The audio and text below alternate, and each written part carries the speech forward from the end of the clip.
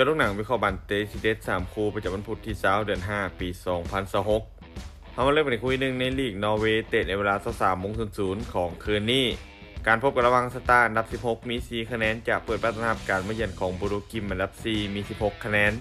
สตาร์เจ้าบ้านพวกเขาฟอร์มการเล่นทรงหลังที่ถือว่าไม่ค่อยดีโดยบ่สามารถเก็บชัยชนะได้เลยใน5เกมหลังสุดเกมรับของทีมยังคงมีปัญหาเสียประตูง่ายโดยเฉพาะเวลาพบกับทีมใหญ่มักจะต้านทานได้อย่างยากลำบากส่วนโปรตุเกสทีมเยือนพวกเขาฟอร์มการเล่นทรงหลังที่กำลังฮ้อนแรงด้วยการเก็บชัยชนะได้4จาก5เกมหลังสุดเกมบุกของทีมถือว่ามีความจัดจ้านจากคาเซเลียในการยิงประตูอยู่ที่ 2.4 ประตูต่อเกมมาตรฐานของทีมถือว่าสูงกว่าหลายทั้งสปีดของเกมและการเข้าทำเกมนี้ภาพรวมยังคงเป็นทีมเยือนโปรตุเกสดูดีกว่าอย่างชัดเจนในทุกมุมมีโอกาสค่อนข้างสูงที่พวกเขาจะเก็บชัยชนะไปได้แบบบ่ยากการคาดการณ์สกอร์ที่น่าจะเกิดขึ้นโปรตุเกสจะบุกเหมาชนะสตาร์ไปด้วยสกอร์3 ประตูต่อ 0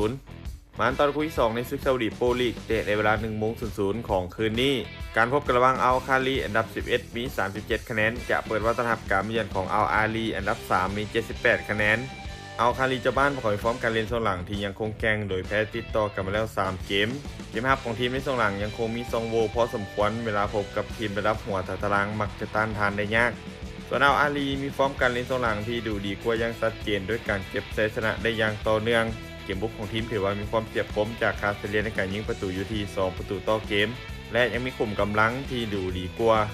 เบื้องจากภาพรวมอัลอาลีทีมเยือนพวกเขายังคงดูดีกว่าอย่างชัดเจนมีโอกาสค่อนข้างสูงที่จะเก็บชัยชนะไปได้การคาดการณ์สกอร์ที่น่าจะเกิดขึ้นอัลอาลีจะบุกเหมาชนะอัลคาลีไปด้วยสกอร์2 ประตูต่อ 0มาตอนคู่ที่3กับนัดชิงชนะเลิศในศึกยูโรปาลีกเตะในเวลา 2:00ของคืนนี้การพบกันระหว่างไฟบวกทีมจากบูเดสลิก้าเยอรมันจะพบกับแอตตันวิลล่าทีมจากพรีเมียร์ลีกอังกฤษไฟบวกพวกเขามีฟอร์มการเล่นทรงหลังที่ยังขึ้นลงจุดเด่นของทีมคือการเล่นเกมสวนกลับไว้และระเบียบวินัยของเกมรับแต่ในช่วงหลังฟอร์มยังบ่ค่อยนิ่งมีลุกในเห็นและเสียประตูค่อนข้างง่ายเวลาถูกเพรสซิ่งนักส่วนแอตตันวิลล่าศักยภาพทีมโดยรวมถือว่าดูดีกว่าเกมบุกของทีมมีความอันตรายจากคาเซเลียในการยิงประตูอยู่ที่2 ประตูต่อเกมระบบของอูไนเอเมรี่พวกเขามักจะเล่นเกมสวนกลับได้อย่างอันตรายและเกมบุกมีความหลากหลายรวมไปถึงยังเจียวซานในด้านถ้วยนี้เป็นพิเศษเมื่อจากภาพรวมแอตตันวิลล่าพวกเขาดูดีกว่าในแทบทุกมุมมีโอกาสค่อนข้างสูงที่พวกเขาจะคว้าแชมป์ในรายการนี้ไปได้